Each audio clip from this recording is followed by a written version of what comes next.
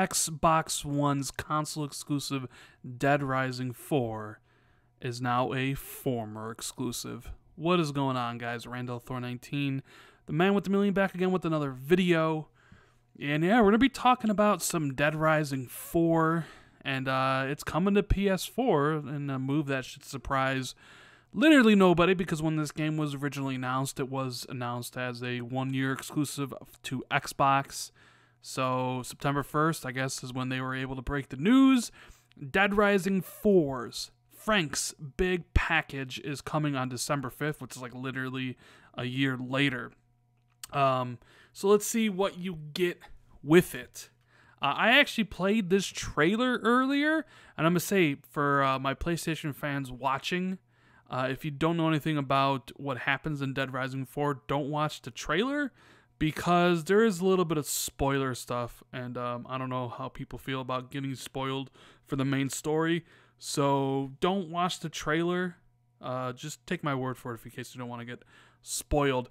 Now, of course, Dead Rising 4 Frank's Big Package includes the latest and greatest version of the game with all the post-launch difficulty settings, because originally when the game launched, it had one singular difficulty that a lot of reviewers and my friends who had played the game thought it was incredibly too easy. They added 2 different modes to make it harder.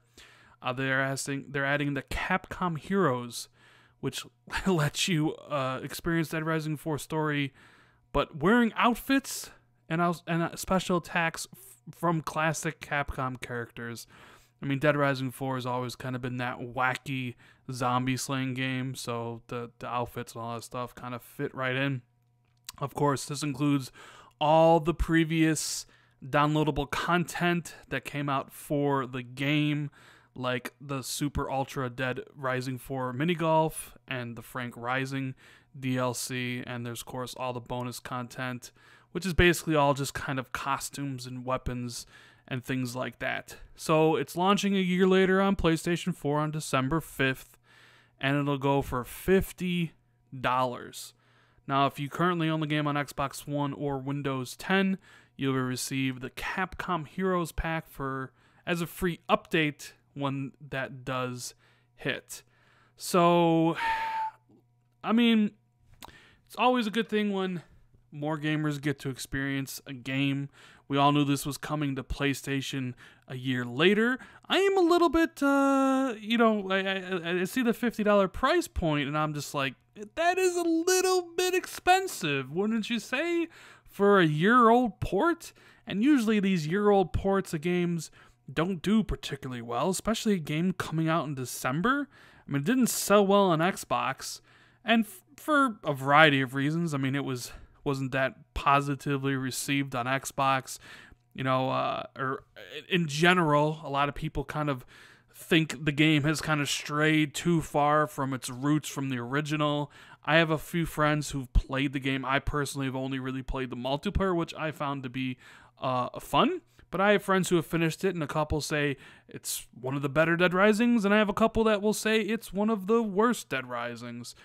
But $50, even though it includes the DLCs and the special outfits that you can use, that is a little bit expensive for a year late port. I know Tomb Raider, I think, came out at what? Was it $60 on the PlayStation a year later?